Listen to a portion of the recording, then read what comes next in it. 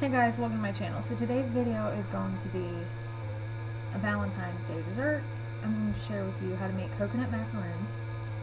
These are relatively simple and you only need a handful of ingredients. You need all-purpose flour, granulated sugar, salt, vanilla, 3 egg whites, and 14 ounces of coconut.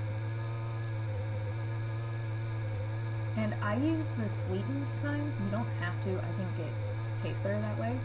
But the first thing you do is separate your yolks from your egg whites. And I'm going to tell you this one right now. Do not use egg white substitute. It does not work. I've had this recipe for years, and I gave it to a friend a few years back, and she used egg white substitute, and it did not work. So, even though I've never tried it, my friend has, so I know eggs are expensive right now, if you want to make these, cut your losses, and just use real eggs. But after I get them separated,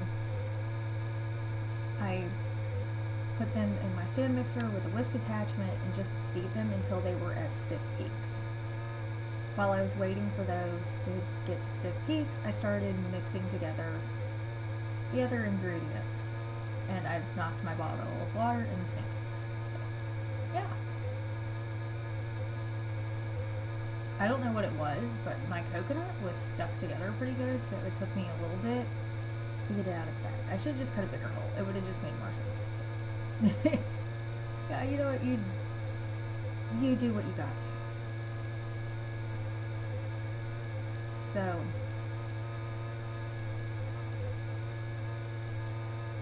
I emptied out my coconut into a bag, and I left that in because I did knock my cup into the sink, so I wanted to make sure it was cleaned off before I did anything else. And then I ended up getting the wrong measuring cups and just, you know what, it was a more, so yeah. But it's real. So then I added in a third a cup of granulated sugar, a teaspoon of vanilla, a pinch of salt, and 1 tablespoon of all-purpose flour. And I mixed that all together in a separate bowl while I was waiting for the egg whites to get to stiff peaks. And I try to sprinkle it all over the coconut, that way when I stir it all together, it doesn't take forever to stir, and it's kind of already mixed together.